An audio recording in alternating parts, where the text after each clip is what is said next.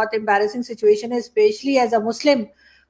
बहुत मुझे शर्मिंदगी है। कुछ दिन पहले सर तन से जुदा नारे लगा रहे थे।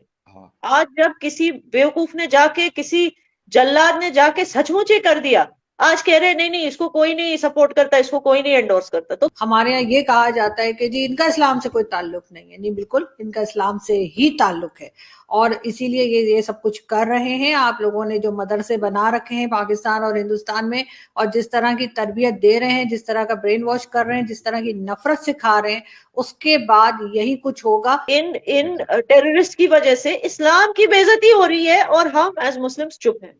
हमारी जो इज्जत है ना मुसलमानों की, खाक में मिल जाएगी अगर हमने इसके खिलाफ अगर नारे नहीं लगाए।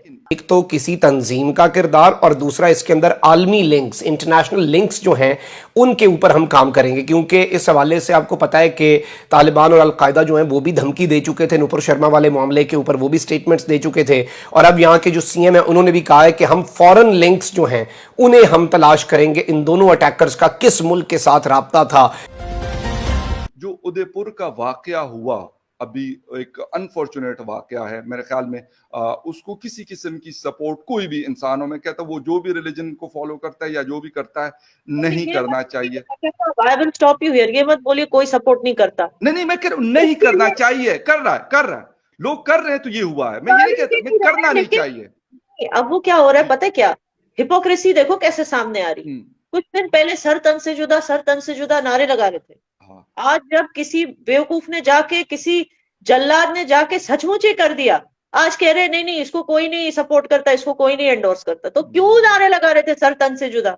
और ये नारा किसने बनाया? ये क्या हजरत रसूल सल्लल्लाहु अलैहि वसल्लम ने बोला था कि सर तन से जुदा कर देना किसी का भी, अगर उसने अल्लाह पाक की गुस्ताखी की या मेरी शान में गुस्ताखी की? कभी उन्होंने बोला था ऐसे?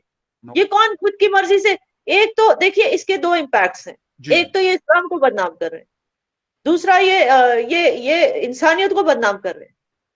ये जो जिस तरह की दहशतगर्दी कर रहे हैं, देखिए इट इज क्लियर कि इंडिया में आप ऑपोजिशन कह लें या फॉरेन पावर्स कह लें, उन्होंने बहुत कोशिश की है कि हिंदुइज्म को एक मुद्दा बना के, हिंदुइज्म को एक एंटी मुस्लिम मुद्दा बना के, एक सनातन धर्म है हिंदुइज्म का, which believes in peace, which believes in shanti, aman, tyag, balidan, प्रेम, उसको एक किसी ना किसी तरह से ट्विस्ट करके उसको बना दे anti Muslim.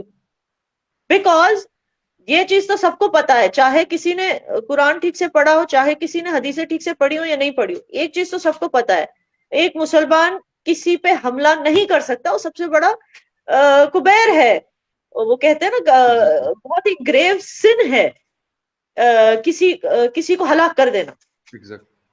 The only time that a Muslim can actually attack is when he is being attacked not once but several times.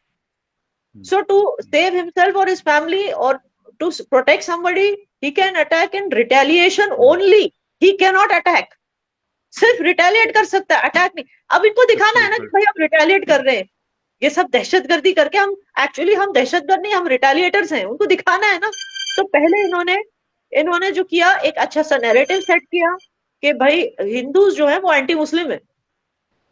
तो इस नैरेटिव सेटिंग में वो बहुत ज्यादा एक्टिव है, चाहे आप सोशल मीडिया पे बोलें, चाहे आप कहीं भी बोल लें, पाकिस्तान टेलीविजन पे, पाकिस्तान न्यूज पे, या ये कुछ ओआईसी कंट्रीज हैं जैसे मलेशिया, टर्की, जो चाहते हैं कि वो कैलिफेट बन जाएं, और कुछ चाइना जैसी कंट्रीज हैं जो इंडिया को इकोनॉमिकली वीक करना चाहती हैं, तो इस वजह से एक मुस्लिम मुद्दा भी उठाते हैं।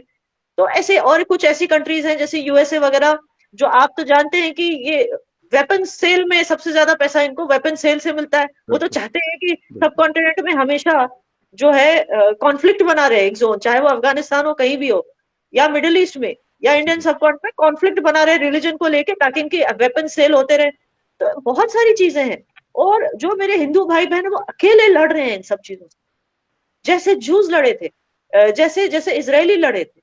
And I am very proud of them कि how they are fighting back. I am very proud of them and I am very dejected कि क्यों, जैसे ये उदयपुर का जो वाकया हुआ उसके बाद दो बंदे, मैं उनको शैतान की औलादें कहूंगी, दज्जल कहूंगी, सामने आके वीडियो भी बनाते हैं यू इमेजिन, वो वीडियो भी बनाते हैं और बोलते हैं कि हमने अल्लाह के लिए ये किया, हम उनके लिए जीते, उनके लिए मत। हाउ डेयर, उनके मुंह से अल्लाह का नाम कैसे निकला? इसके लिए कोई प्रोटेस्ट कैसे क्यों नहीं करता कि भाई ऐसे शैतान अगर अल्लाह का नाम लेने लगे, हजरत रसूल का नाम लेने लगे, नबी पाक का, हमारी रिलीजन का क्या होगा? फिर हमारे ईमान का क्या हो जाएगा? अगर ऐसे शैतान सामने आके बोलेंगे हम मुसलमान हैं और हम इस्लाम के नाम पे ये कर रहे हैं, हमारी जो इज्जत है ना मुसलमानों की, खाक में मिल जाएगी अगर हमने इसके खिलाफ अगर नारे नहीं लगाए।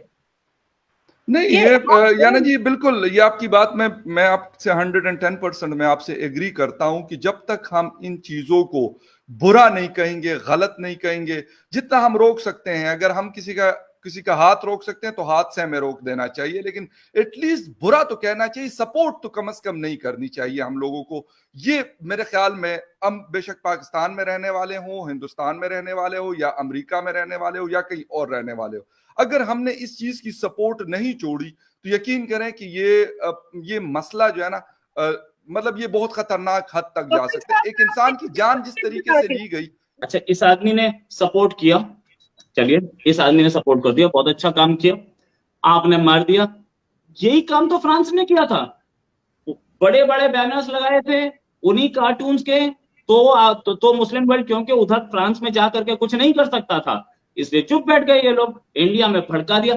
ये जिस तरीके की माइंडसेट पाकिस्तान में चल रहा है, टीएलपी जो आदमी बोलता है कि आप गुस्ताखे रसूल की सजा सर तन से जुदा, उसको पाकिस्तान में आराम से रखा हुआ है।